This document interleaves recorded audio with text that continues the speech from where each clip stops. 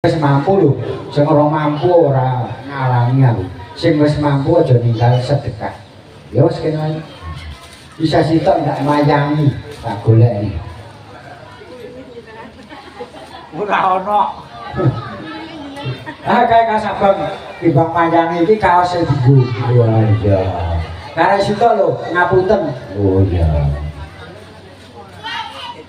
Entek. Iya, mau disangoni mbok wedok iku kok. Iya. Kula mantene.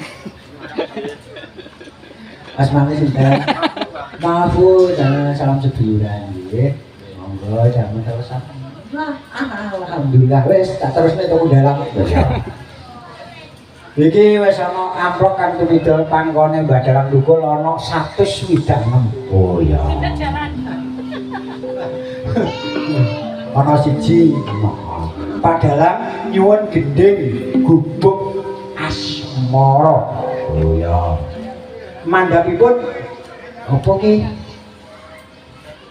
Itik-itik iki wae ecek-ecek iki. Oh iya. Itik-itik nyetan, itik-itik ngulang iki nek bojone loro, nek bojo sitok. Wah iya. Itik-itik nyetan, itik-itik ngulang. Wah iya.